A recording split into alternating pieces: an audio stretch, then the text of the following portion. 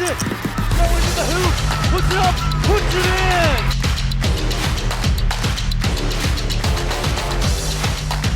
A fantastic play.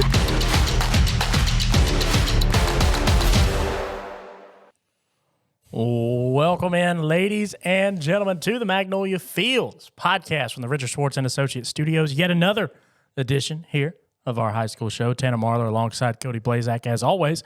Cody, we're a little tired today. A little? I'm a little tired. Yeah, I'm.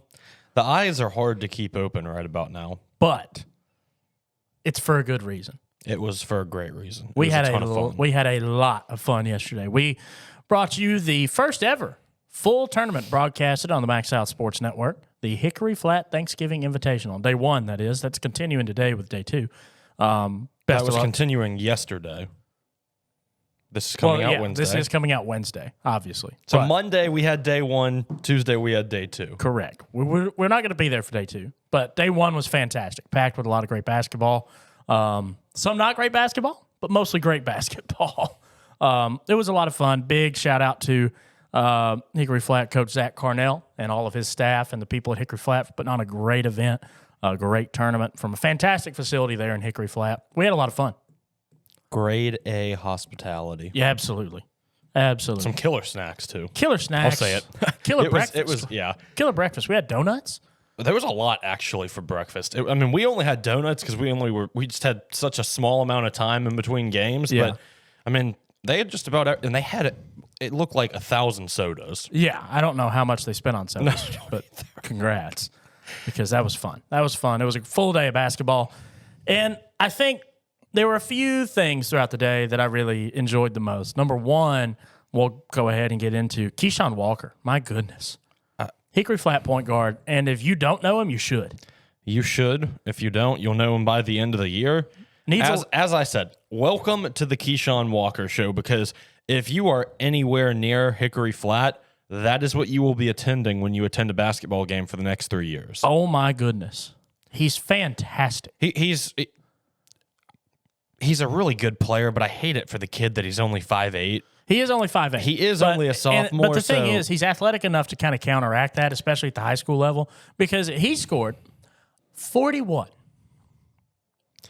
points. Had 41 points. I want to say 5 threes. Just a really, really smart ball player. Well, was able to get inside, get in the lane. Just could do at will when he wanted to, could get a hoop. The issue that we saw with him is, and I think it's a youth thing, is he wasn't selfish enough when he needed to be selfish. Yeah, the last 3 minutes of that game, he needed to go Kobe. He needed to go Mamba mentality. Not the last 3 minutes, the entire fourth quarter, and he did for the first 2 minutes, and then he stopped. He did. Needed to go Mamba mentality. Couldn't quite get it done. Lost the game in which he scored 41 by a narrow margin. We're going to have to go back and look at this, but we're almost positive in 41 points, he only had one missed field goal, and it was a layup. I think if he didn't have more than 3.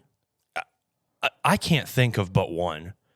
You had the 3 at the end, but it was called off because of a timeout, so it doesn't count. Well, I'm thinking of in the first half he might have missed a couple. It's possible. But still, the guy, and here's the thing, you said he had 5 threes. He only had 15 of that 41 from deep. Like, most of that was from the mid-range and then attacking the basket, which at his height, he can do extremely well. I talked to Coach Zach Carnell as soon as we got there. First thing I asked him, what do you got this year? What are you looking at? What are we looking at? He said, listen, I got a guard that would play at the next level if he was a little taller. And he still may. He's got time to grow, first of all. And then on top of that, the scoring ability just cannot be ignored. Just the way he can shoot in traffic and the way that he can elevate, my goodness. He's just fun to watch. He's also a treat. Crafty. Yeah. And you mentioned it last night, if he had to someone else, in particular last night, Jamarian Davis-Fleming, I imagine he has a double-double last night.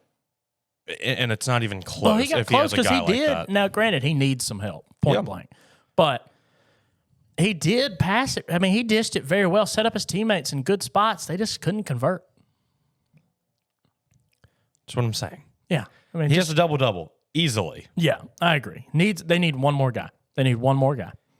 They, I think they're over on the season. I believe. I believe. Yeah, it's not going to be an easy year for him, but played a really solid 1A Myrtle team. He might have 1 million points in the season. Maybe he's going to have a lot. I mean, yeah, he's going to have a lot. If you ever want to go see a one-man show, just a absolute beast, go watch Kesean Walker. Go watch him. I really don't think it matters who they play. I don't either. I think he's just going to do his thing. Second thing that I really enjoyed watching on the girls' side this time, that East Union girls team, they fought. And they wind up winning by a large margin. They took a 3-point deficit into the half. They did, and then they came out and lit it up in the second. Beat a really solid Houston girls team. A really solid Houston girls team. It was a really impressive outing. I mean, they just came out slow, and then I remember at one point, I think going into half, they had 25, and they finished with almost 80. So, I mean, they doubled up their 70s. First half and the second half. Just really, really impressive, the adjustments made. And Chase Brown, a heck of a coach. My goodness, he's a heck of a coach. There was a lot of basketball going on yesterday. There was. Speaking of Chase Brown and that East Union girls team, Caroline Sherwood, who I knew coming into the season, I wanted to see this East Union girls team. I didn't know when we were going to. I'm glad it got to be in that tournament against that Houston team yesterday because she started off really slow in that first half. Came out in the second, and I think finished with like 18 because... it was more than 20. Well, she lived at the free throw line in the second half. Yeah, she had a lot of free throws and some passes going her way. Going into the half, I think she only had like 6 or something. Yeah, came out slow. Yeah, that second half just really the fourth quarter lit it up, and her team really didn't need it, but it helped. Yeah, and that's the thing that makes that East Union team really good is if she does have an off night, she's got plenty that can pitch in. It was a one-man wrecking crew for a different player every single quarter. It was because it seemed like in that second and third, in that second quarter, Joe Bell was fantastic. Yeah, and then she was a steady presence throughout the rest. Correct, and then in the third, it was their center, Lily Johnson. They just got a lot of weapons. It was just really impressive to watch. You know what? I was gonna say, I think you got your scorebook here. I think you've got your scorebook. I do. Let's take a look. Just filter through it, you know. There's a lot of stuff in there. There was a lot. We had a lot of games. Looking at East Union? Mm-hmm. East Union girls matchup. Against Houston? Mm-hmm. Okay. Sherwood, she had 2 points going into the half, finished with 21.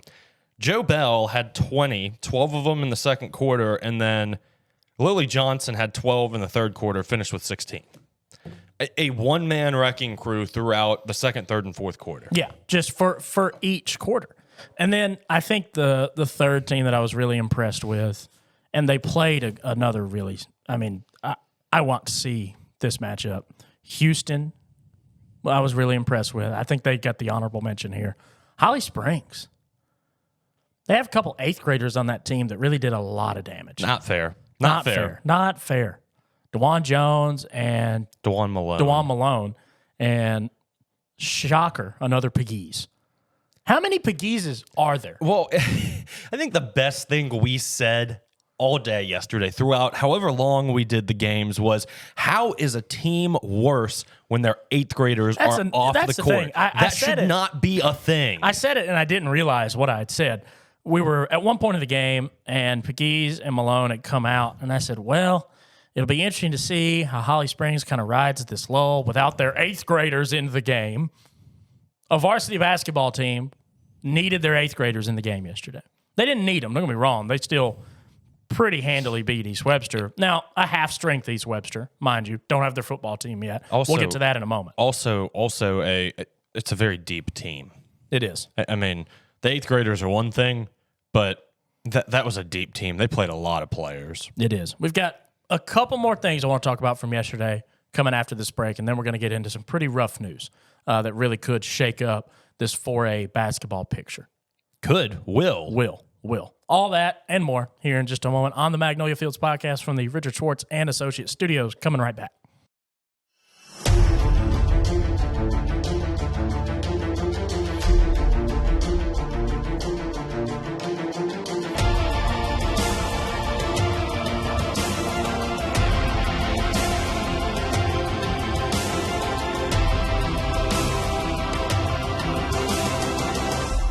If you've been hurt in a car wreck, you know who to call. Call me. Remember, one call, that's all.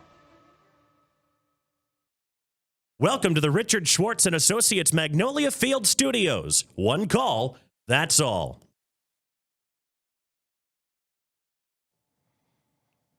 Welcome back to the Magnolia Fields podcast from the Richard Schwartz and Associates Studios. If you're just joining us, Tanner Marlar alongside Cody Blaszczak. We talked about the honorable mention for this Houston team yesterday.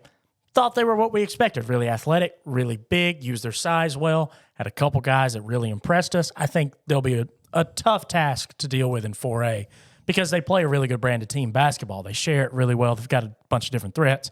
I was also really impressed with their opponent, East Union's boys team. Tell us a little bit about them, Cody, because I personally really enjoyed the way they played. Well, unfortunate they in big time moment they had 2 turnovers. They did. Had 2 big turnovers late. Yeah, they ended up dropping that game yesterday by 4, and just a tough break, really. But this is a 2A versus a 4. It is, but it was still. It felt like it was in their hands, and Houston comes back and really gets them. It wasn't. It was. I think Houston just wanted it more later. That's really all I feel like it was, and I think they were a little more athletic. Yeah, 100%. Maybe not a little, maybe a lot more athletic. But that's the thing is, they don't need great athletes at East Union to be really good because of the way they play. I was impressed with Tristan Baldwyn. Really, it was fun to watch. I really liked the way he played. And this guy, for those of you that have not made it to an East Union game, first of all, let's see how many he finished with. But for those of you that haven't made it to an East Union game, you're going to go and you're going to see this guy. He wears 23. He looks like a middle linebacker, okay?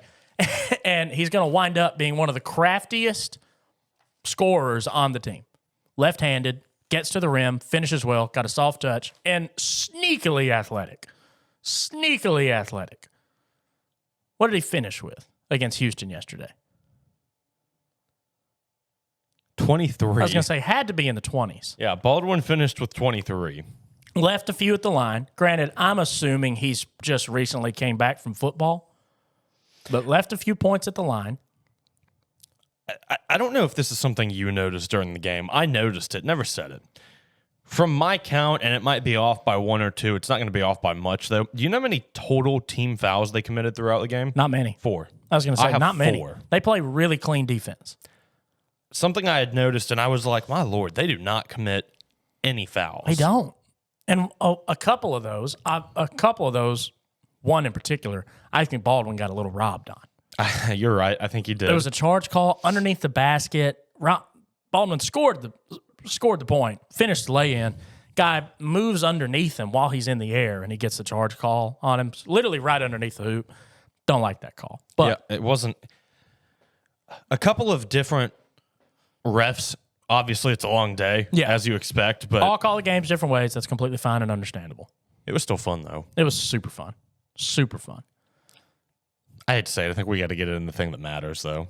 I mean, those matter. Don't get me wrong. It does, but this is a big picture type thing. New Albany, obviously, just football season just ended for them against Louisville. A certain player in that game suffered a pretty bad injury. That's going to sideline him for most of basketball season. And that's Braden Shettles. Averaged like 18 a game for the Bulldogs last year. Had over 2,000 yards passing this season, and is probably going to miss the majority of basketball season now. Yeah, it's going to be tough. It's going to be tough. Albany. And I think this really shakes up that 4A picture. I think it shakes it up, and you hate to see it, but obviously you don't wish any player to get hurt, this, that, and the other. But the one good thing is he is just a junior. He is. So, and like you said, obviously a chance, small chance, but you look towards February, who knows? Well, and that's the thing is Coach Shettles, his dad, his basketball coach, said that he may be back for division tournament, which would be huge because that's going to determine kind of your seeding and everything like that, which I love, by the way.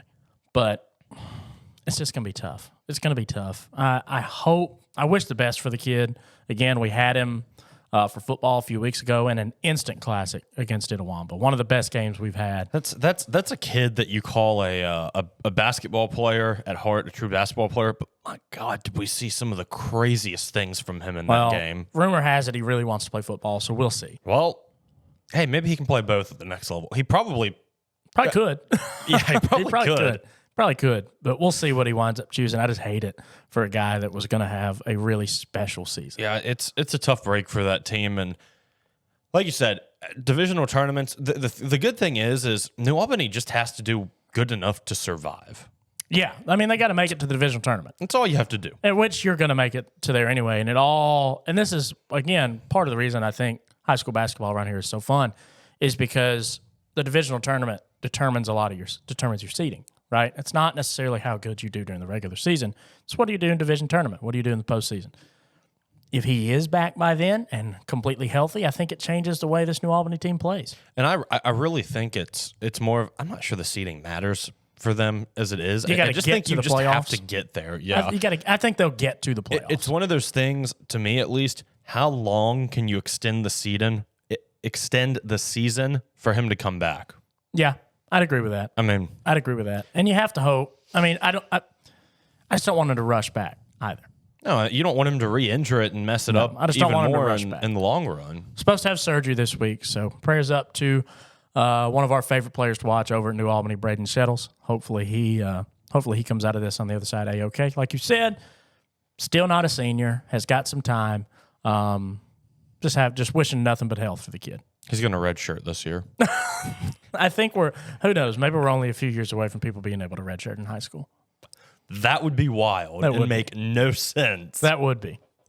So, yeah, prayers up to the Shettles family and Braden and that New Albany basketball team. Can't wait to get out to the hotbed later this year. Did I just make that announcement on the show? Oh, yeah. Thanks. The Hickory Flat Invitational is not the only tournament we're doing. Stay tuned. It's going to be fun. You know what else is going to be fun? I have no idea where you're going with this right about now, so no. North half playoffs. Okay. That is fun. We're going to try to get into everything here. We're going to start with 1A really quickly. 1A, the picture is kind of shaping up, okay? We were at Baldwyn Vardaman last week. Baldwyn takes that one pretty handily. It was an interesting game, Cody. I know you weren't there. You were covering NCAA soccer. Completely understand. Here's the thing. That one was a fun game. Yes. Just for the record. It was a fun game. Don't get me wrong. This Baldwyn team goes out and scores 19 straight first half points. They finish with 20 plus, but their offense did not score a second half touchdown. I just want to make sure I'm understanding this. You said this was a fun game, right? It was. Since when is 6 turnovers fun? Okay, that was not the fun part. The fun part was watching Baldwyn at this point in the season. Well, 6 turnovers were still involved in that game. They were. That is a turnover and a half a quarter. It is. Vardaman did commit 6 turnovers on the night, kind of sealed the deal for the Rams. But Baldwyn moves on to face West Lowndes. And West Lowndes, man. I want to talk about it. I'm kind of hurt. I liked that Myrtle team, man. I know. West Lowndes did end Myrtle's season. I mean, they did. The bye was cool, beating Biggersville. One of the best stories. That was one of the first playoff matchups they'd won, the deepest playoff run they've made in school history, I believe. I don't want to talk about it. But either way, they're going to face Baldwyn. I think that sets up a fantastic 1A North half game. You're high on Velma Jackson. I am. I think Velma's going to be a beast in the state championship, but I think this could be a really, really good 1A North half game between these two. The winner obviously faces Velma. Anything can happen in the state championship. Or Simmons. But Velma. Or Simmons. Now, Simmons has only allowed like 34 points all season. That is wild. You heard me right. That is actually impressive. I'll have to look back at their score from last week. But coming into Friday night's game, last Friday nights, they had only allowed like 34 points all season. So that south half, Velma and Simmons game, also going to be a fantastic one, I think. Because Velma can score. Yeah, but allowing 30-something points in 12 games. I know. What was the score, Simmons, last week? I'm sure you're on Max Prep. I am, and I really don't care what the score was. I want to know 52 all year long. That is insane. What, they surrender 18? Okay. So they can be scored against. They can be scored against. That's insane. 52 is crazy. Well, We're gonna have to eat our own piece of humble pie here in a moment after this break. We are. So stick with us. We'll be right back here for the last portion of our show on the Magnolia Fields podcast from the Richard Schwartz and Associates Studios. Don't go anywhere.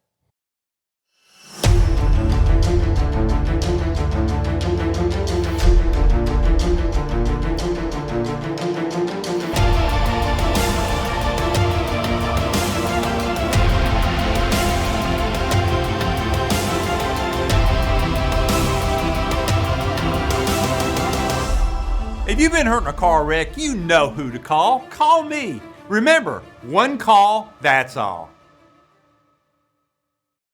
Welcome back to the Magnolia Field Studios, brought to you by Richard Schwartz and Associates. One call, that's all. Back here from the Richard Schwartz and Associates Studios. Oh, it's time to face the music, Cody. I've had to do it a few times this year. We're on 3A. I don't know what you're talking about. We unfortunately do have to talk about 2A. So let's go ahead. Crazy. Bring up our 2A graphic. Let's do it. There you see it. It's crazy. I can't believe it. I mean, it's crazy. Don't get me wrong. Calhoun City takes the loss to Charleston. It's not just a loss. They got whipped. thumped. They got whipped. They lost by 18. They got It whipped. wasn't just a loss. They got whipped. I mean, Yeah. I guess I don't have much to say. Just wow.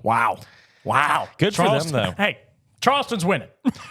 I was Charleston actually, for state. I'm taking Charleston Charleston for because state. I firmly believed Calhoun City was taking state. I did too. So in that case, I am taking Charleston. All the Although way. Northside is on quite the run. They are. Didn't they come in as a low seed?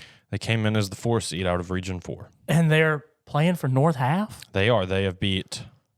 Who did they beat? Walnut, LaFleur County, and no, excuse me. I'm looking at Union. You said Northside. Yes. Northside was the Region 3 second seed, Okay. and they have beat Bruce, Philadelphia, and Union. Now, if Union would have been in this, that would have been a different story. It would have been it's still insane that the 4 seed made it to round 3. Yes. But shout out Union for doing that. Have a good basketball season. But Charleston Northside, this could be a fun one. Although Charleston did just beat our state championship pick. So In that case, I take Charleston. I'm going to take Charleston. It'll be a fun one, though. It'll be a fun one. On into 3A. And this is a rematch, Cody, of a game that we had on earlier this season. East Webster makes it out of the bottom side of the North bracket, and shocker here, Choctaw County makes it out of the top side. My preseason prediction was Choctaw County, Noxubee County in this championship. That is what it's going to be. That's what it's going to be. Because I'm going to be honest with you, I do think this will be a little bit of a repeat. I think East Webster can keep it closer if they can keep from turning it over. But I think Choctaw County takes it. I really do. I think we're going to see a Choctaw County and Noxubee County championship game. It's as simple as that. And unfortunately, I think the Noxubee County and Camario Taylor are just going to go crazy. It's going to be tough. It is, but I think Choctaw County's bigger.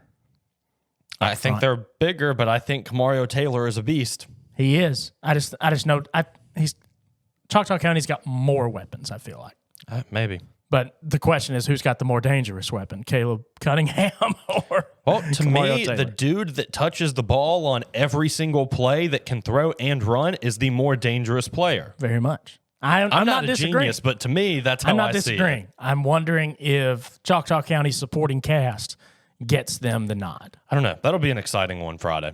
It will be. I'm excited. I cannot wait, actually. I can't wait. It'll be fun. It will be. 4A. Now, 4A here. No, that's 4A nothing here. Louisville, well, congratulations. You have another state championship. What are we doing here? Yeah. I was going to try to make it interesting. I'll make it interesting. Here, you just had to give some flowers because Calhoun City's not in it. It's about time someone gives you flowers because someone didn't even make the 4A tournament. Look. You still never got your flowers. Look. I think I have a bounty on my head in Tishomingo County, first of all. But second of all, we weren't wrong. We weren't wrong. I do think they're going to be I'm excited to get out to a Tisch County girls game. Oh, we both are. I know we're talking football, but Meg Moore is putting together a special season. Special. She's special. She's going to be a fantastic player. Best player. Could be the best player in the state. I don't know about could. I think about should. Yeah, should be the best player in the state. So, but yes. Probably will. Probably will. But yes, Louisville probably going to roll to another state championship. Good job. Congrats. West in 5A, just to talk about it. West Point going to go play for, I think, a 10th state title, something like that. Probably. I mean, it's insane. It is insane. It's insane. Or I think it's a 10th state title in like the last 12 years or something. That's crazy. It's wild. The Green Wave is inevitable. Dynasty. Are they the New England Patriots of? Louisville. I think Louisville might own. Well, here's the thing. Louisville, with their state championship last season, I think just beat West Point for all-time state titles. Was it beat or tied? Or tied, maybe. I think they tied it because West Point won one too. Yeah. Yeah, West Point won it too. Now I'm curious. I don't know. There's too much going on. Both programs have won a lot of state titles. Both of these teams have been dominant throughout forever. The last decade. Yes. But Louisville, obviously, quite the run. Not going to slow down. It's scary. They just know how to win football. They just know how to win dominantly. Coach Shorter has got those guys to a state championship so much. And they're fantastically talented, too. And I don't know where they get these kids. They always seem to reload. That's the thing. Like, they just reload. Like, last year, we were like, well, what are they going to do in the run game? What are they going to do in the run game after this group leaves? Now they got a freshman that's come in, probably going to be like a 4 or 5 star recruit. Mm-hmm. What do they do? Play football, and that's it. Well, they play basketball, too. Well, Notch Coburn, at least. Yeah, shout out Notch Coburn. But, yeah, Louisville going to roll to another state title. 6A, I'm picking Grenada. I don't know how you don't. Taking Grenada. So because of Thanksgiving holidays and everything, we probably won't have the actual broadcast going this week for a Friday night game. Cody and I will be at a Friday night game, though. We're going somewhere. Most likely, yeah. And listen, Grenada is a really great team, and we'll let everybody know where we're going to be. Come up, say hey. It's always great to interact. We were interacting with some fans at Hickory Flat yesterday. It's always great that people, the little fans. Yeah. There was like some Young 10-year-olds fans that came up and said, we follow y'all. I was like, oh, these guys are awesome. I love this. At Baldwyn, same thing. A bunch of the team and the cheerleaders are like, hey, we've seen y'all. Awesome stuff. Thanks. To everybody watching, thanks. Absolutely. You guys are why we do this. So we'll let you know where we're going to be Friday, even if it's just Cody and I, but we'll be there. Well, I'll make this simple. It's probably one of two places, and it's 6 or 7A. I don't know. I like that. There are a few I like. We'll see. Well, 6 could be fun. And One I say could this be because fun. Grenada, yeah, it could, but Grenada, really good team, probably won't lose. Defeated South Panola by a lot. We thought that they'd see each other on the north side. It's going to be Warren Central and Grenada, and Warren Central smacked South Panola. They did. It's going to be a good one, I think. I think that could be one of the better higher division games. Now, 7A, Tupelo's got Madison Central. Tupelo only beat Starkville last week by 1. If J.J. Hill is not in that game, if they do not have J.J. Hill, they do not win that game. Because J.J. Hill had like 3 scores. It's going to be interesting against Madison Central. I mean, I think it is. I think it's going to be a fun game. We are so used to Tupelo choking to Starkville, and they finally got past them. They got past them. And now it's like, do they roll on through the rest of it? I don't think so. I think they're still, after only beating Starkville by 1, I would not be surprised if you see a choke. I think it's a bigger differential than the Starkville game. I think Tupelo handles Madison Central a lot better. I think they match up with them a lot better. I don't know, man. I know it was a short turnaround time between Tupelo and Starkville, but like there was a significant difference in those two teams. Yeah, I mean that's fair. I think Tupelo plays for a state title. I do. It feels like they should. I think they do. I would hope so. I'm going to say they do too, but I'm not going to be surprised if. You know what the score of the Madison Central game was in the regular season? 28-23. It's going to be closer than I think we realize. I don't think so. We'll let you guys know where we're going to be, but I can tell you where we're about to be off the air. That's about all the time we've got for this week. As always, thanks for watching and listening to the Magnolia Fields podcast from the Richard Schwartz and Associates Studios. We'll catch you guys next week.